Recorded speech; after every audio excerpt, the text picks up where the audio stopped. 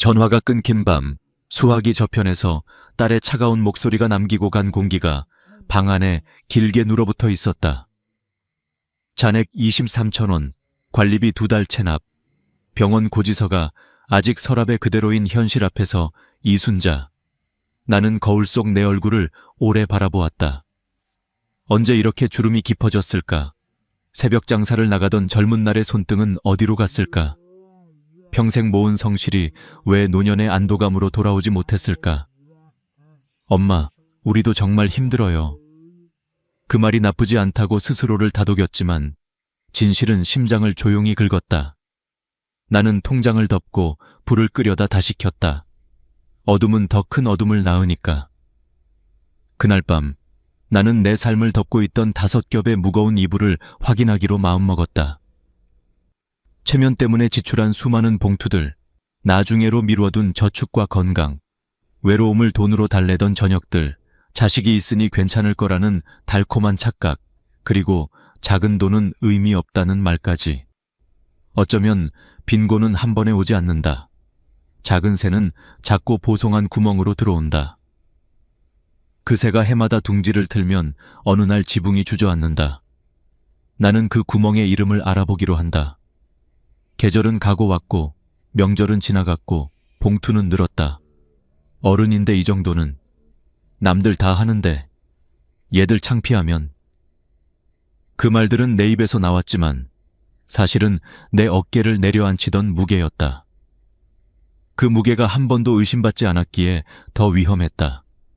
나는 그날 밤 내 지출의 이유를 다시 썼다. 체면이라는 2글자를 지우고 형편이라는 2글자를 적었다. 어떤 사람들은 말한다. 늦었다고, 이 나이에 무엇을 바꾸냐고. 그러나 경험은 알려준다. 늦었다고 말하는 입술이야말로 내일을 훔치는 첫 도둑이라고. 지금 관절이 좀 아프고 기억이 가끔 흐려져도 마음이 결심하는 속도는 여전히 젊을 수 있다. 나는 의자 끄트머리에 앉아 종이에 이렇게 적었다. 오늘부터 5가지를 끊는다. 그리고 첫 줄에 이렇게 덧붙였다. 끊는다는 건 버리는 게 아니라 되찾는 것이다. 되찾아야 할 것은 자존심이 아니라 자존감, 체면이 아니라 평안, 남의 눈이 아니라 나의 숨이었다. 창밖에는 늦은 가을 바람이 불었다. 오래된 커튼이 흔들리고 싱크대 밑에서 묵직한 물소리가 똑똑 떨어졌다. 가난은 소리 없이 오지만 변화는 언제나 소리를 낸다. 연필 끝이 종이를 긁는 전진의 소리, 서랍을 열고 영수증을 모으는 움직임의 소리, 그리고 내 마음 어딘가가 이제 그만이라고 말하는 미세한 속삭임. 나는 결심을 실제로 만들기 위해 작게 움직였다. 지갑에서 카드를 꺼내어 노트 옆에 놓고 축의금 봉투가 든 서랍을 잠그고 내일 아침 동네 은행에 가서 자동이체 1만 원이라도 걸어두기로 했다. 적금은 금액보다 방향이 중요하다는 걸 늦게 배운 내가 먼저 증명해야 했다. 그 방향이 내일의 나를 향해 있다면 금액은 언젠가 따라온다. 외로움이 몰려올 때마다 친구에게 전화를 걸던 손가락은 잠시 멈췄다. 오늘은 대신 운동화를 꺼내 문 앞에 놨다. 습관은 다음 행동의 문을 미리 열어두는 작은 준비에서 시작된다. 아침에 신발이 보이면 발은 변명보다 빠르게 움직인다. 내일 10분만 걷자. 10분이 20분이 되고 20분이 한 달이 되면 병원비가 조금은 늦게 온다. 자식에게 기대던 마음을 내려놓는 연습도 그 자리에서 시작했다. 괜찮다. 엄마가 알아서 한다. 이 말을 머릿속에서 수십 번 되뇌었다. 효도는 자식의 몫이지만 존엄은 나의 몫이다. 나는 내 생활의 작은 수입원을 떠올렸다. 동네 슈퍼가 오전 타임 아르바이트를 구한다 했지. 체력이 허락하는 날 2시간만 서자. 돈의 액수가 아니라 나는 나를 먹여 살릴 수 있다는 감각이 필요했다. 그 감각은 다리가 휘청할 때 지팡이가 되어준다. 체면을 지키느라 쓴 돈들 사이에서 나는 정말 필요한 일과 보여주기 위한 일을 가르기로 했다.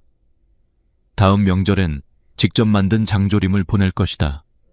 값비싼 선물 세트 대신 손맛과 편지. 며느라기야, 너희도 부담이었지. 엄마가 음식으로 마음을 보낸다. 선물은 가격표가 아니라 천이 남아야 오래간다.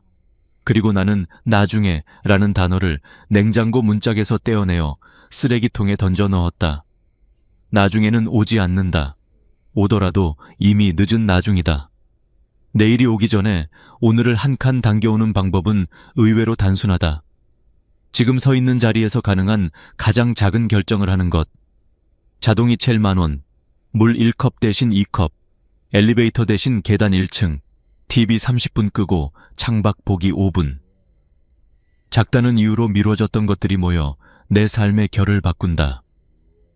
작은 돈의 경신은 그동안 나를 가난하게 만들었지만 작은 변화의 경신은 내일의 가능성을 가난하게 만든다. 나는 눈을 감고 숨을 길게 들이켰다. 오래된 집안의 냄새에서 내 숨소리가 분리되는 느낌. 마음이 한톨 가벼워지자 불안의 얼룩이 어둠 속에서 형태를 잃어갔다. 그때 알았다. 불안은 지식이 아니라 행동으로 지워진다는 것을. 나는 자식에게 전화를 걸지 않았다. 대신 내일 은행, 모레 보건소, 주말 도서관, 월요일, 경로당 봉사 신청이라는 4개의 약속을 달력에 찍었다. 일정은 돈이 없어도 가질 수 있는 가장 강력한 자산이다. 일정이 있는 사람은 외로움과 소비의 유혹에서 한 발 더 멀어진다. 그리고 다시 통장을 열었다. 23,000원. 숫자는 변하지 않았지만 표정은 조금 바뀌었다. 부족을 직시한 사람의 표정, 그러나 등이 고다진 사람의 표정. 나는 펜으로 통장 맨 끝에 작은 별표를 그렸다. 오늘 시작. 그 별표가 한 달 뒤, 3달 뒤, 내년 오늘 어떤 모양이 될지 나는 모른다. 하지만 이제는 안다. 내 인생의 방향키가 바뀌었음을. 체면에 바람이 불어도 나침반이 있는 배는 길을 잃지 않는다. 가난이 문을 두드려도 지키는 법을 아는 집은 쉽게 무너지지 않는다. 오늘 밤 끊긴 전화의 여우는 더 이상 상처가 아니라 출발선이었다. 내일 아침 나는 은행 문을 가장 먼저 열 것이고 돌아오는 길에 시장에 들러 콩나물 한 봉지를 살 것이다. 절약은 배고픔이 아니라 선택의 훈련임을 기억하기 위해. 그리고 현관 앞 신발을 가지런히 놓고 중얼거릴 것이다. 늦지 않았다. 지금이 제일 빠르다. 그 말이 진실이 되는데 필요한 것은 돈이 아니라 하루의 연습이다. 문을 닫자 방 안이 고요해졌다. 나는 불을 끄며 미소를 지었다. 오늘의 실패는 오늘로 끝났다. 내일의 나는 오늘보다 가벼울 것이다. 그리고 그 가벼움이 오래도록 나를 지켜줄 것이다. 체면이 밥 먹여주더냐. 어릴 때 어머니가 하시던 말이 이제야 가슴에 와닿는다. 평생 그 말을 흘려들었다.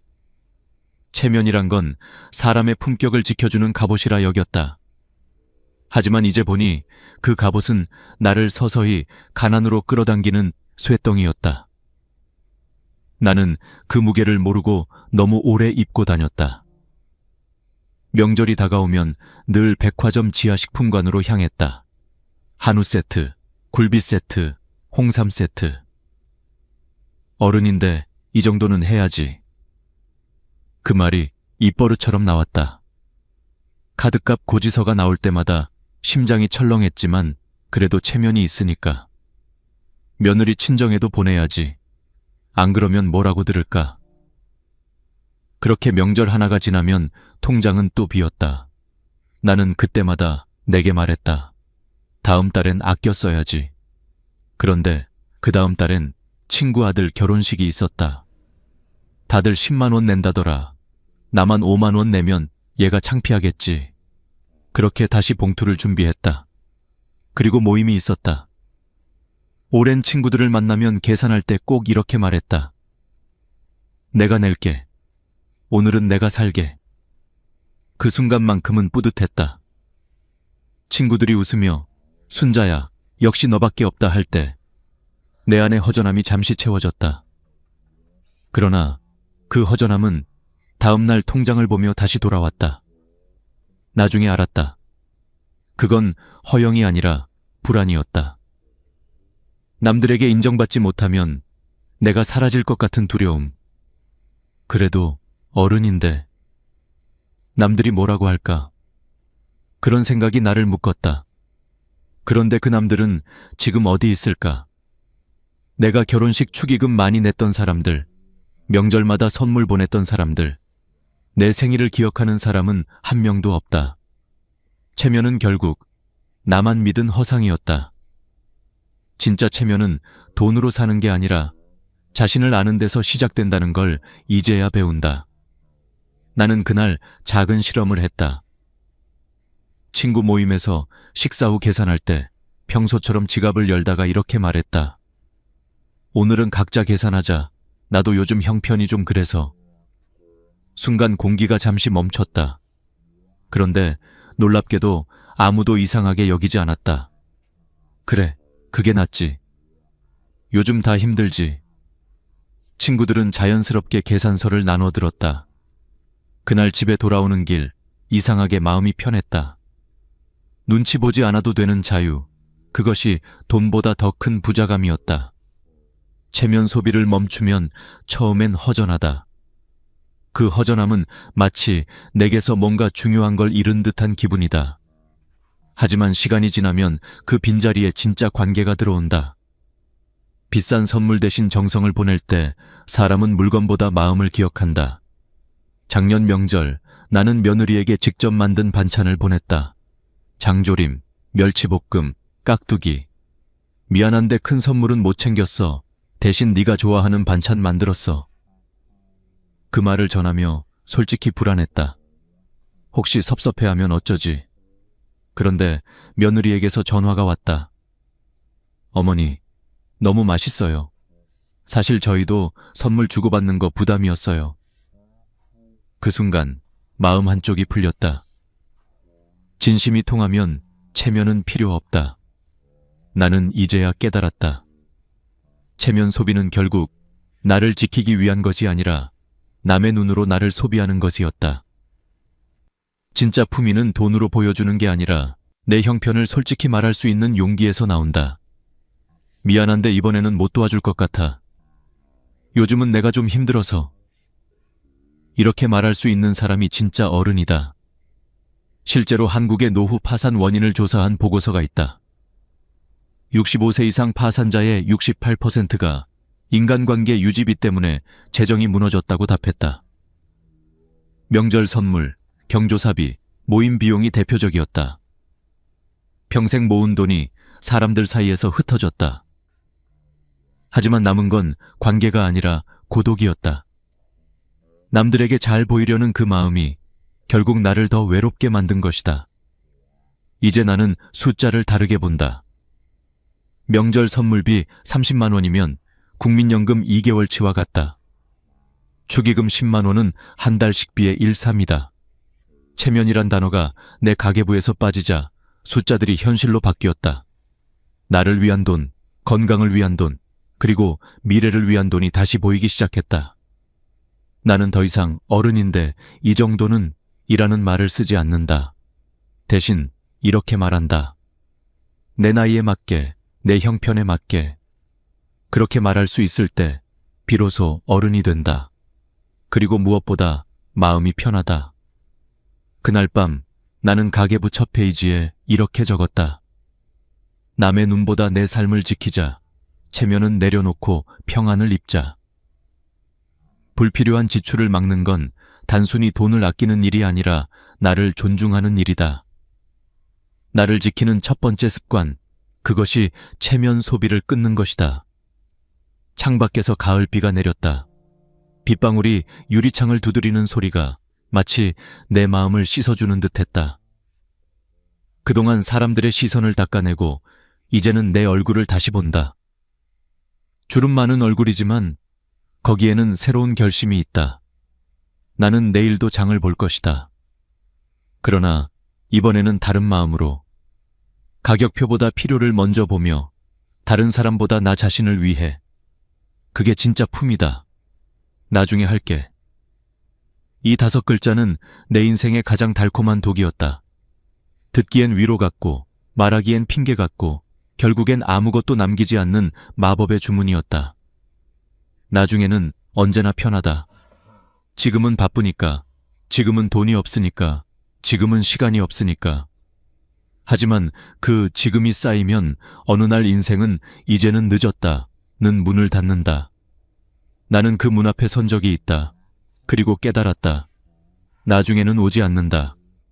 50대 중반의 박철수 씨를 처음 만났을 때 그는 내 옆집 사람이었다. 성실했고 돈도 잘 벌었고 가족도 화목했다. 하지만 그에게는 한 가지 병이 있었다. 바로 나중의 병. 친구가 연금보험을 권했을 때 그는 이렇게 말했다. 나중에 할게. 애들 대학 보내고 나면. 건강검진을 미루며 내년엔 꼭 받을게라 했다. 운동도 다음 달부터 해야지 라고 했다. 그렇게 10년이 흘렀다. 그리고 그는 60세에 회사를 그만뒀다. 퇴직금 7천만 원을 받았지만 어떻게 굴려야 할지 몰랐다. 나중에 공부 좀 하고 해야지. 그 사이 물가는 오르고 병원비는 늘고 기회는 사라졌다. 67세가 된 지금 그는 한 달 병원비 30만 원을 내며 말한다. 그때 뭐라도 시작했어야 했는데. 하지만 세상엔 그때라는 시간은 다시 오지 않는다. 나는 그의 이야기를 들으며 내 삶을 떠올렸다. 나도 그랬다. 나중에 라는 말을 믿었다. 은행 창구 직원이 적금 상품을 권할 때 지금은 여유가 없어요.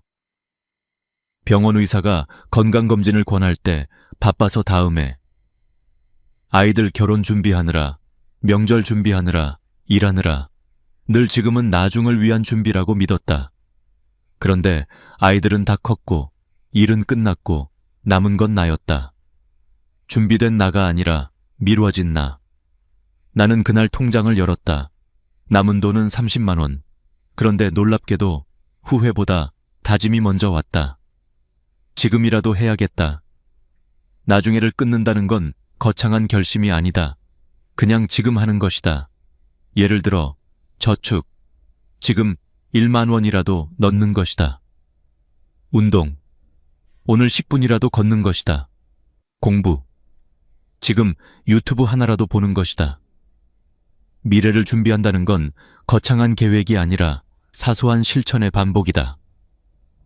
한국은행 통계에 따르면 50대의 노후 준비를 시작한 사람보다 60대에 시작한 사람의 평균 연금 수령액은 42% 낮다고 한다.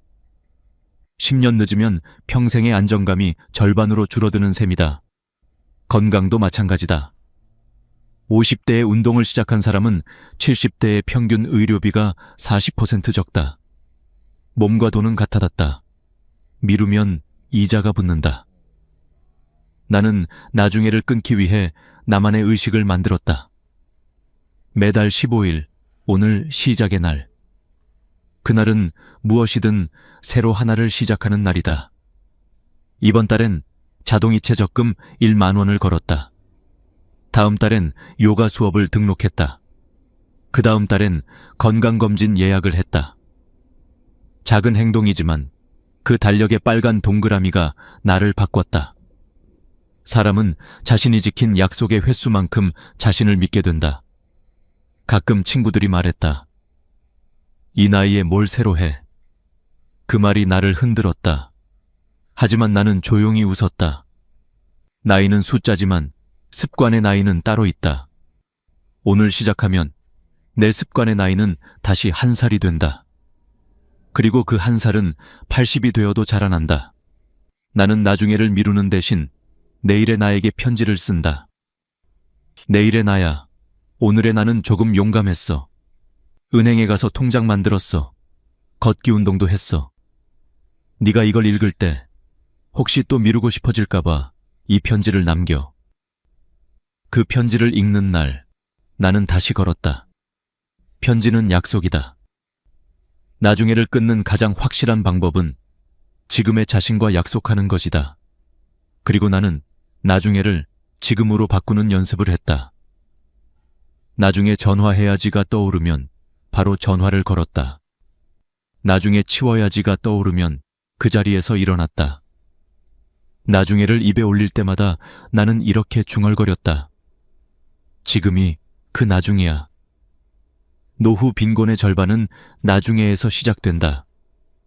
지금 준비하지 않으면 언젠가 준비할 수 없게 된다. 그리고 늦게 시작했더라도 시작하는 순간 나중은 사라진다. 지금 이 글을 읽는 당신이 있다면 당신의 나중은 이미 오늘이 된 것이다.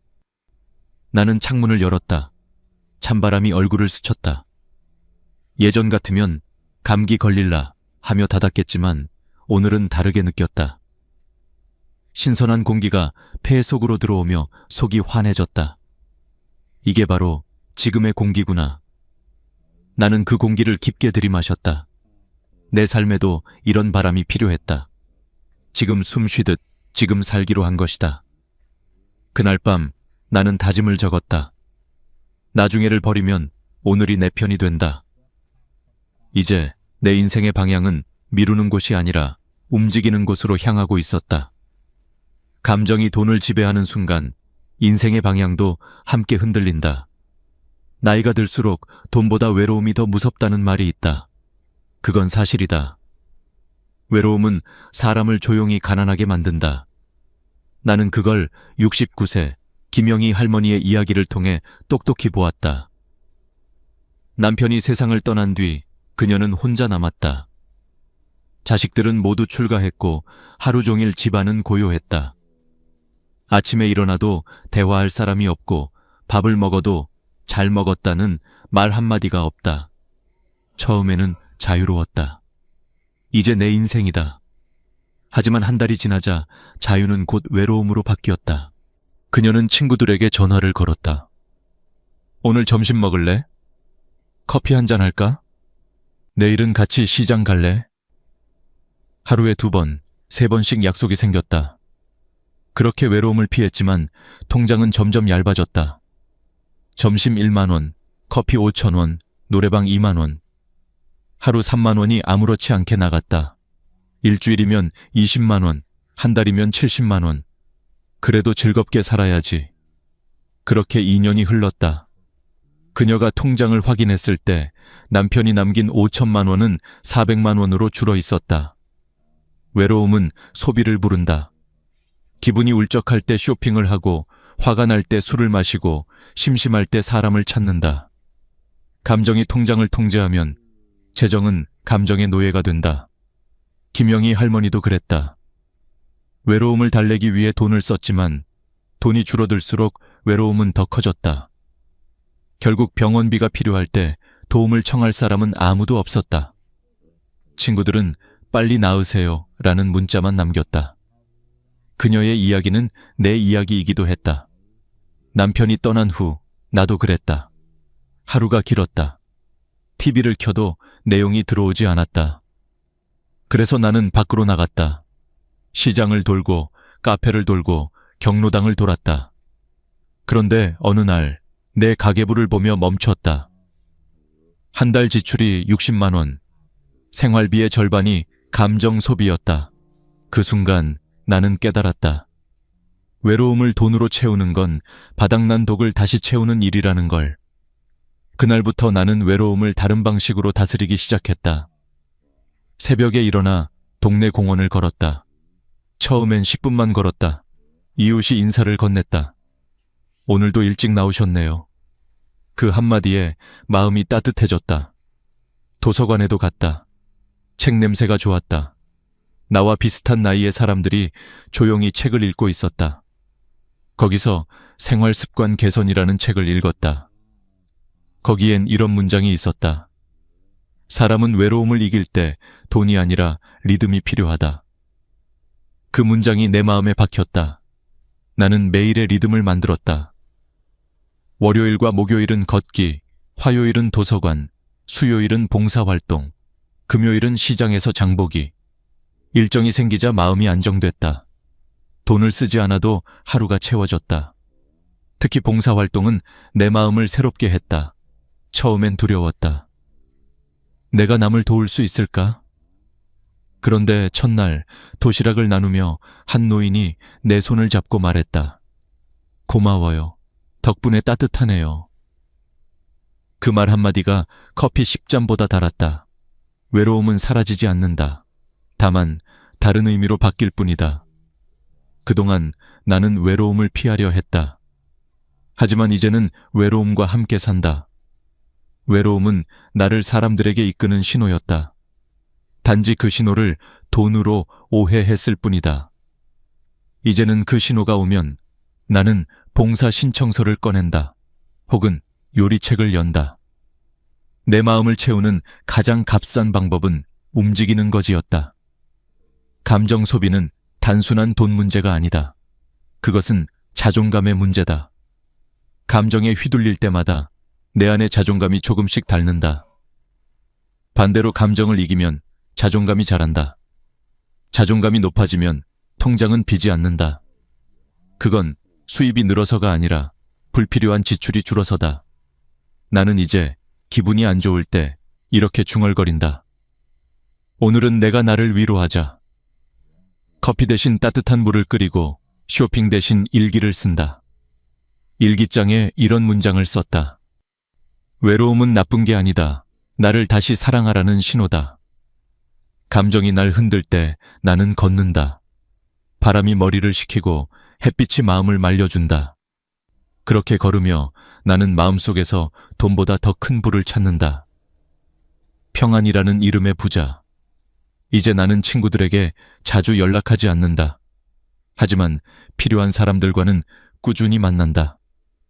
돈이 아닌 진심으로 이어진 관계는 오래 간다. 그리고 집에 돌아와 통장을 보면 마음이 편하다. 잔액이 늘어난 게 아니라 마음의 빚이 줄었기 때문이다. 외로움은 피할 수 없다. 그러나 그걸 돈으로 막을 필요는 없다. 나이가 들수록 돈보다 중요한 건 마음의 균형이다. 감정이 내 지갑을 지배할 때 삶은 불안해진다. 하지만 내가 감정을 다스릴 때 지갑도 마음도 평안해진다. 나는 오늘 일기 마지막 줄에 이렇게 적었다. 감정을 쓰면 돈이 줄고 감정을 다스리면 삶이 늘어난다. 그리고 작은 미소를 지었다. 외로움은 여전히 내 옆에 있지만 이제 그건 적이 아니라 친구다. 그 친구 덕분에 나는 오늘도 걷는다. 노년의 가장 큰 착각은 아직 괜찮다는 자기 위안이었다. 몸이 조금 아파도 그냥 나이 탓이지. 기억이 흐릿해져도 요즘 다 그렇다 하며 넘겼다. 하지만 그 작은 방심이 인생을 뒤흔든다는 사실을 나는 너무 늦게 알았다. 내 친구 정분자 씨는 72세, 평생 건강했다. 매일 새벽마다 걷고 밥도 규칙적으로 먹었다. 그런데 작년 가을 잠자던 중 갑자기 어지럼증을 느꼈다. 잠깐만 쉬면 괜찮겠지. 하지만 다음 날에도 증상은 나아지지 않았다. 병원에 가니 의사가 말했다. 고혈압이 심하네요. 당장 입원하셔야 합니다. 그녀는 놀랐다. 나는 멀쩡한데요? 그러나 CT 결과는 냉정했다. 뇌혈관이 좁아지고 있었다. 의사는 단호하게 말했다. 1년만 더 미뤘으면 큰일 날 뻔했습니다. 그녀는 입원 중에 내게 이런 말을 했다. 나도 늘 나중에 건강검진 받아야지 했거든. 그런데 나중에가 안 오는구나. 그 말을 듣는 순간 내 심장이 철렁했다. 나도 5년째 건강검진을 미루고 있었다. 그날 밤 나는 다짐했다. 건강을 빚으로 남기지 말자. 우리는 돈 빚은 무서워하지만 건강 빚은 무심히 쌓아간다. 그런데 그 빚이 가장 무섭다. 돈은 갚을 수 있지만 건강은 갚을 시간이 없다. 건강검진 예약을 하러 병원에 갔을 때 간호사가 물었다. 특별히 불편한 곳 있으세요? 나는 잠시 멈췄다가 대답했다. 지금은 없어요. 근데 나중엔 있을 것 같아요. 간호사는 미소를 지으며 말했다. 그게 바로 지금 오셔야 하는 이유예요. 그 말이 내 가슴에 꽂혔다. 한국보건사회연구원의 통계에 따르면 65세 이상 고령자 중 건강검진을 정기적으로 받는 사람은 27%에 불과하다. 나머지 73%는 몸이 괜찮아서, 귀찮아서, 돈이 아까워서 미룬다고 한다.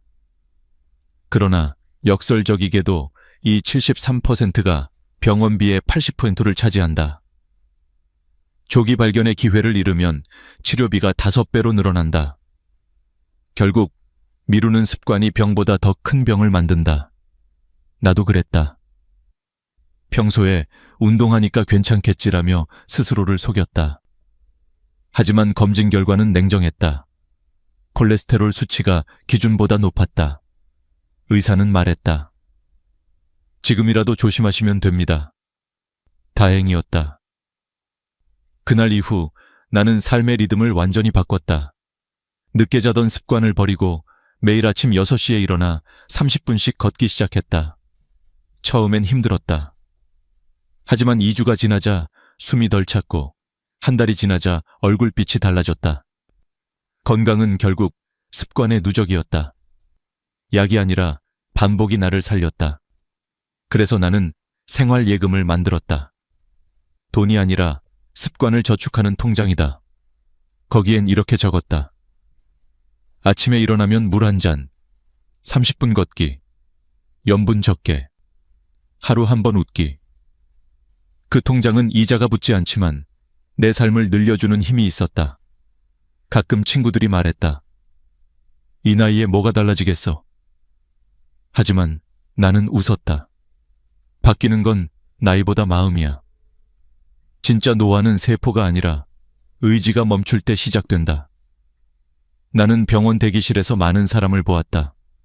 대부분 젊을 땐 괜찮았는데 라고 말했다. 그 말 속엔 후회가 가득했다. 우리는 언제나 건강할 때가 당연하다고 착각한다. 하지만 당연한 건 없다. 건강은 지켜야만 남는 유일한 자산이다. 그 후 나는 집안도 정리하기 시작했다. 약통을 열고 유통기한이 지난 약을 버렸다. 냉장고 속 오래된 반찬통도 버렸다. 건강은 음식과 환경에서 시작된다는 걸 배웠기 때문이다. 깨끗한 집은 깨끗한 몸을 만든다. 반찬통이 비워지자 마음도 가벼워졌다. 그리고 어느 날 나는 공원에서 노부부를 보았다. 두 사람은 천천히 걸으며 손을 꼭 잡고 있었다. 남편이 아내에게 말했다. 당신 덕분에 병원 가서 살았잖아. 아내가 웃으며 대답했다. 건강은 결국 사랑이야. 그 말을 듣는 순간 가슴이 뭉클했다. 건강은 자신을 위한 게 아니라 사랑하는 사람을 위한 약속이었다. 이제 나는 건강검진을 무서워하지 않는다. 오히려 감사하다.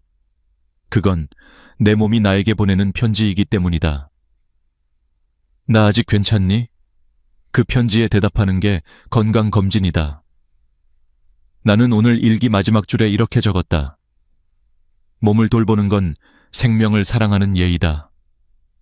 이제 나는 매년 내 몸에게 예의를 다하기로 했다. 그것이 돈보다 귀한 투자이며 가장 확실한 연금이기 때문이다. 인생의 마지막 정리는 물건이 아니라 마음이었다. 나이가 들수록 버리는 일보다 남겨두는 일이 더 어려워진다. 그러나 나는 깨달았다. 정리하지 않으면 삶은 나를 짓누른다. 그건 집안의 물건만이 아니라 관계와 후회, 그리고 미련까지 포함된다. 언젠가부터 내 집은 물건의 무덤 같아졌다. 유통기한 지난 약통, 깨진 반찬통, 고장난 전자제품, 쌓인 종이 더미들. 이 모든 것이 내 인생의 짐이 되어 있었다. 그런데 어느 날 그 짐을 정리하기 시작하자 놀라운 일이 일어났다. 마음이 가벼워진 것이다. 처음엔 단순히 청소라고 생각했다. 하지만 버릴수록 깨달았다. 정리란 결국 살아온 흔적을 정직하게 마주하는 일이었다. 버릴 때마다 기억이 스쳤다. 오래된 사진을 버릴 때는 웃음과 눈물이 함께 났다. 낡은 옷을 버릴 때는 이 옷 입고 아들 결혼식 갔었지 라는 생각이 났다. 그러나 이상하게도 버리고 나면 후련했다. 과거를 버린 게 아니라 현재의 나를 찾아낸 느낌이었다. 이웃 박노인 씨는 나보다 5살 많았다. 어느 날 그가 말했다. 정리 안 하면 결국 자식들이 대신 정리한다. 그 말이 내 가슴을 쳤다. 그는 미리 집을 비웠다. 필요 없는 물건을 모두 버리고 남은 건 책 30권과 식탁 하나, 침대 하나뿐이었다. 이게 내 인생의 무게야. 그는 웃으며 말했다. 그의 집은 마치 작은 호텔 같았다. 공간이 넓고 공기가 맑았다. 나는 그 집에 들어서는 순간 마음이 정화되는 느낌을 받았다. 그날부터 나도 조금씩 비우기 시작했다. 서랍을 열고 10년 된 영수증을 버렸다. 장롱을 열고 입지 않는 옷을 기부했다. 그리고 마음속 서랍도 열었다. 오래된 원망과 미련을 꺼냈다. 그때 그 사람만 아니었어도 왜 나는 항상 손해만 봤을까? 그런 생각들을 하나씩 꺼내며 적었다. 그리고 종이를 찢어버렸다. 그 순간 정말 이상하게도 어깨가 가벼워졌다. 물건을 버리면 공간이 생기고 감정을 버리면 평화가 생겼다. 한국의 정리 전문가 박현주 씨는 이렇게 말했다. 집은 결국 마음의 거울이다. 어수선한 집엔 미뤄진 감정이 쌓인다. 그 말을 듣고 나는 집안을 둘러보았다. 구석마다 미뤄둔 감정이 숨어 있었다. 버리지 못한 물건들은 결국 버리지 못한 나의 마음이었다. 그래서 나는 버릴 때마다 스스로에게 물었다. 이건 정말 지금의 나에게 필요한가? 필요 없으면 과감히 버렸다. 그렇게 3개월이 지났다. 놀랍게도 내 집이 달라졌다. 거실 바닥이 보이고 주방이 빛났다. 하지만 가장 크게 달라진 건 내 마음이었다. 아침에 눈을 뜨면 답답하지 않았다. 공기가 다르게 느껴졌다. 깨끗한 공간은 생각을 맑게 하고 생각이 맑아지면 하루가 달라졌다. 정리는 단순히 청소가 아니라 인생을 새로 짓는 일이었다. 나는 이제 정리를 하나의 의식으로 삼았다. 매주 일요일 오후 음악을 틀고 서랍 하나를 정리한다. 손끝에 먼지가 묻을 때마다 지난 시간을 닦아내는 기분이다. 때로는 버리기 아까운 물건이 있다. 그럴 땐 사진을 찍고 고마웠어요 라고 인사한 후 버린다. 그 인사가 내 마음을 덜 아프게 한다. 정리는 죽음을 준비하는 일이 아니라 삶을 더 잘 살기 위한 연습이다. 내가 떠난 뒤 자식들이 내 물건을 치우며 눈물을 흘리기보다 내가 살아있을 때 내 손으로 내 인생을 정리하는 게 더 아름답다. 남은 물건보다 남은 사람이 더 소중하기 때문이다. 마지막으로 나는 서랍 안에 편지 한 장을 넣었다. 이 집을 정리하면서 배운 것은 버림은 끝이 아니라 시작이었다. 이제 남은 공간에는 내가 사랑하는 사람들과 평화가 머물기를. 그 편지를 넣고 서랍을 닫을 때 내 안에서도 하나의 문이 닫히고 또 다른 문이 열렸다. 정리는 결국 비움으로 채우는 예술이었다. 마지막으로 나는 여러분께 말하고 싶다. 지금 눈앞에 있는 물건 하나 버려보세요. 그건 단순한 청소가 아니라 새로운 인생의 시작입니다. 8가지를 다 버리지 못해도 괜찮아요. 오늘 단 한 가지만 비워도 내일의 공기는 달라질 겁니다. 이제 나의 집은 조용하다. 그러나 그 고요함 속에는 따뜻한 생기가 흐른다. 내 삶은 여전히 진행 중이고 나는 여전히 배우고 있다. 버릴수록 삶은 가벼워지고 가벼울수록 행복은 가까워진다. 나는 오늘 일기 마지막 줄에 이렇게 적었다. 정리는 끝이 아니라 내일을 위한 여백이다.